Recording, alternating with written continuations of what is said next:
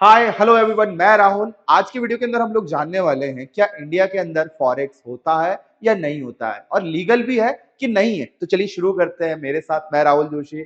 आप लोग जल्दी जाइए और द ट्रेडिंग इंस्टीट्यूट के यूट्यूब चैनल को जल्दी जल्दी जाकर सब्सक्राइब कर दीजिए, क्योंकि इससे ज्यादा नॉलेज आपको कोई भी यूट्यूब चैनल नहीं देने वाला है।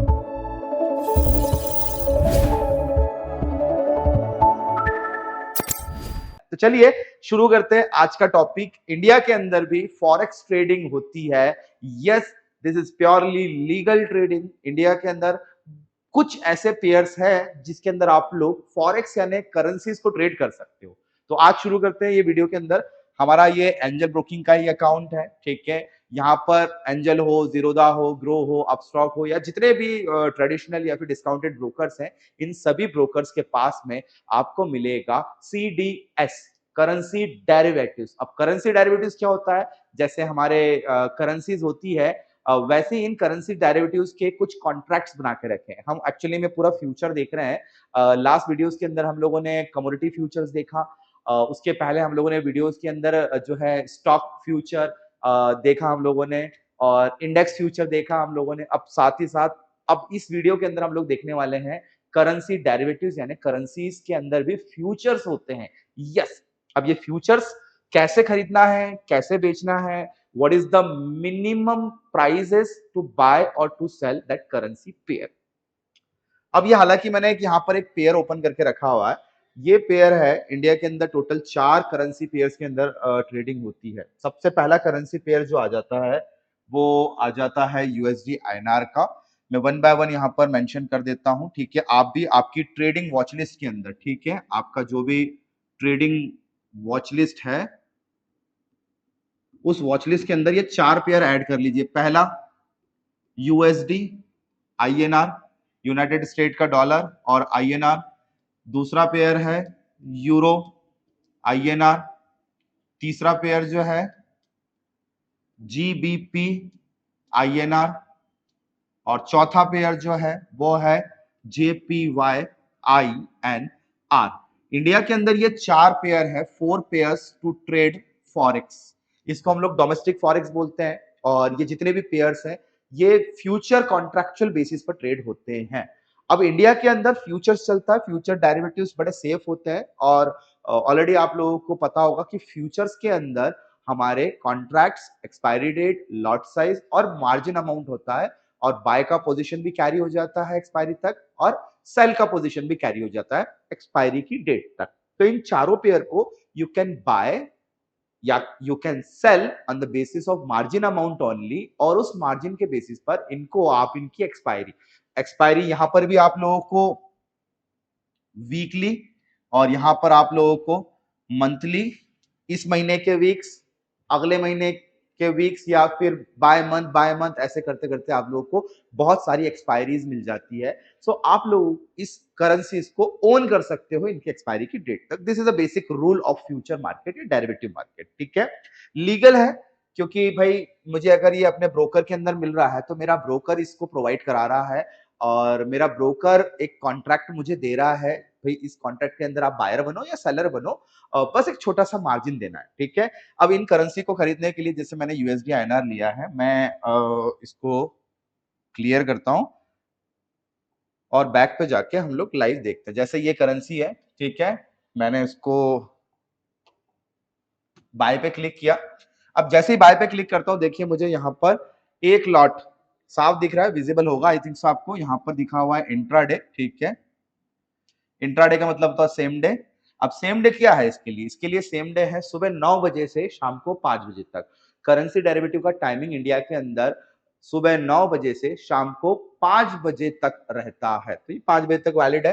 कैरी फॉरवर्ड में अगर मैंने आज खरीदा है तो ये कब तक कैरी है? ये कैरी है 28 मार्च 2024, क्योंकि इसका जो कॉन्ट्रैक्ट है USD INR, यूनाइटेड स्टेट के डॉलर का इंडियन रुपीस के साथ में जो पेयर है, वो पेयर यहां पर मुझे 28 मार्च तक वैलिड है, ठीक है। This is a basic concept. Lot size यहाँ पे एक लिखा है, यानी एक लिखा है, दैट मीन्स एक के अंदर बाय डिफॉल्ट में कितनी क्वांटिटी खरीद रहा हूं? एक के अंदर बाय डिफॉल्ट में यहाँ पर $1000 खरीद रहा हूं। कायदे से मुझे कितने रुपए देना चाहिए थे? 82,850 रुपीज देना चाहिए थे, बट यहां पर मेरा ब्रोकर मुझसे रिक्वायर्ड अमाउंट मांग रहा है मात्र 1660 रुपए। टोटल चार्जेस मुझसे लेगा ये ट्रेड करने का 24 रुपए 66 पैसे, और रिक्वायर्ड मनी यहाँ पर मेरे को मेंशन है। अब देखिए खुद सोचिए, यहाँ पर 88,000 का मुझे अगर 1600 रुपए देना पड़ रहा है तो इट इज नियर अबाउट 2%, यानी 2% के आसपास ही यहां पर मुझे पैसा देना पड़ रहा है। तो सबसे सस्ता बाजार ये डेरिवेटिव का करेंसी डेरिवेटिव्स है जो इंडिया के अंदर लीगल है। आप लोग बैकऑफ इसके अंदर ट्रेड कर सकते हो। हालांकि यहाँ पर एक मेन ड्रॉबैक यही है कि यहाँ पर वॉलेटिलिटी और वॉल्यूम कंपेटिवली इंटरनेशनल फॉरेक्स के मुकाबले थोड़ा सा कम होता है। दैट्स व्हाई लोगों को ये करेंसी डेरिवेटिव्स पसंद नहीं आता है, और ज्यादातर लोगों को ये नहीं पता है कि इंडिया के अंदर भी फॉरेक्स ट्रेडिंग होती है और that is a legal. But ये 4 पेयर ही आप लोगों को मिलेंगे इंडिया के अंदर जिसमें आप लोगों को वॉलिडिटी मिलने वाली है, और इन चारों में भी सबसे ज्यादा जो पेयर है, जो सबसे ज्यादा ट्रेड होता है, वो है यूएसडी आईएनआर का, जिसको ट्रेड करने के लिए मात्र 1600 रुपए लग रहे हैं, और बाकी के जो दूसरे पेयर है उनमें थोड़ा सा पैसा ज्यादा लगेगा, 2200 या 2500 रुपए तक। इससे ज्यादा आप लोगों को फ्यूचर करेंसी डेरिवेटिव्स के अंदर पैसा नहीं देना पड़ेगा। That is a simple rule, ठीक है। तो ये तो रहे उनके बेसिक। अब यहाँ पे मैं इस करेंसी को बाय करूं या सेल करूं, दोनों कंडीशन में मेरा जो है प्रॉफिट लॉस जो है वो डिपेंड करता है, क्योंकि यहाँ पे भी ट्रेंड लाइन होगा, यहाँ पर भी मोमेंटम्स होंगे, यहाँ पर न्यूज होगा, एनालिसिस होगा, ऐसी बहुत सारी चीजें जो होगी वो काम करेगी यहाँ पर भी। But the main factor behind currency momentum is the decision from reserve bank of India, या फिर मैक्रो इकोनॉमी के जो डिसीजंस होते हैं वो, या फिर वर्ल्ड के अंदर अमेरिका ने कुछ ऐसे अपनी करेंसी को मजबूत करने के लिए डिसीजंस लिए जिससे हमारी करेंसी ऑटोमेटिकली वीक हो जाए और उनकी करेंसी स्ट्रांग हो जाए। तो उस केस में यहाँ पर बहुत बड़े बड़े मूव्स देखने को मिलेंगे, रादर देन आप लोगों को मूव्स 10 से 20 पैसों से ज्यादा का मूव मिलता नहीं है इंडिया के अंदर, क्योंकि यहाँ पर जो ये जो करेंसी डेरिवेटिव्स है इसके अंदर डेसिमल फ्रैक्शंस के अंदर मूव होता है।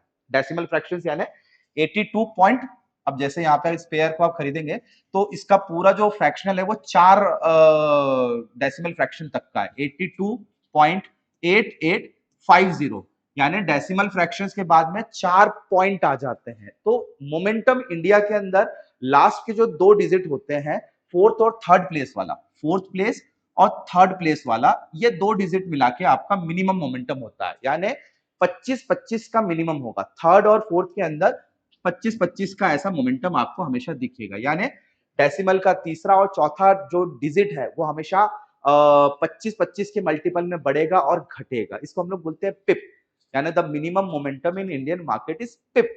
दिस इज कॉल्ड 25 पिप का मोमेंटम ऊपर या नीचे मिनिमम होगा, ये इंडियन मार्केट का क्लॉज है। और यही चीज अगर इंटरनेशनल मार्केट में ले जाते हैं तो वहां पर इसके बाद भी फ्रैक्शंस हो जाता है, 5 जो है फ्रैक्शंस तक डेसिमल के बाद, या फिर 6 फ्रैक्शंस तक डेसिमल के बाद में भी आप लोगों को मोमेंटम मिल जाता है।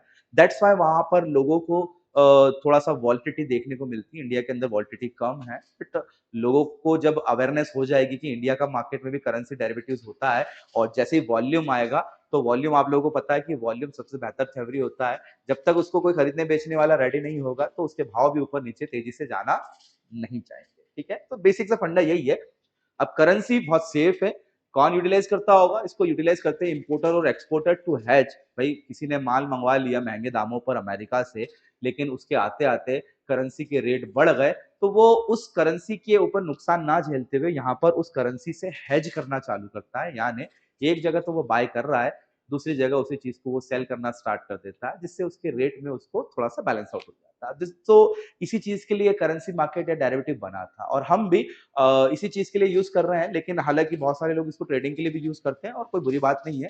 अगर स्किल्स है, डेवलपमेंट है हमारे नॉलेज के अंदर, तो why not we can use that instrument for our return या पैसिव इनकम जिसको बोलते हैं, उसके लिए यूज कर सकते हैं, ठीक है। तो होपफुली इस वीडियो के अंदर आपको बहुत सारी चीजें समझ में आई होगी, और इसी को थोड़ा सा और मैं जब हम लोग फॉरेक्स मार्केट पढ़ेंगे तो फॉरेक्स मार्केट के अंदर हम लोग इस पूरे करेंसीज को भी प्रॉपर्ली डिटेल में लेंगे, क्योंकि वो थोड़ा सा बड़ा बाजार है।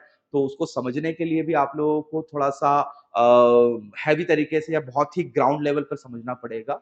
आज के वीडियो के अंदर इतना ही। ये हमारा पूरा सीरीज का फ्यूचर कॉन्ट्रैक्ट सारे खत्म हो चुके हैं। हम लोगों ने स्टॉक्स, इंडेक्सेस, कमोडिटीज और करेंसी में भी फ्यूचर्स देखे हैं। इनको इंडिया के अंदर ही रहकर लीगल वे में आप लोग खरीद सकते हैं। Future and options contracts legal है प्योरली इंडिया के अंदर। और जितने भी इसके अलावा जो कॉन्ट्रैक्ट्स आपको मिलते हैं जैसे सीएफडी हो गया या बाइनरी ऑप्शंस हो गया या फिर इसके अलावा ओटीसी काउंटर, वो सारे के सारे डिसेंट्रलाइज है, तो उनकी तरफ ना जाते हुए अपने आप को सेफ्टी इंस्ट्रूमेंट्स की तरफ लेकर आए, क्योंकि इंडिया से अगर बाहर पैसा जाएगा तो वो हमारी इकोनॉमी के लिए अच्छा नहीं है। इसलिए हमारी जीडीपी को बढ़ाने के लिए आपको इंडिया का पैसा इंडिया के अंदर ही रखना चाहिए। टिल देन, जय हिंद।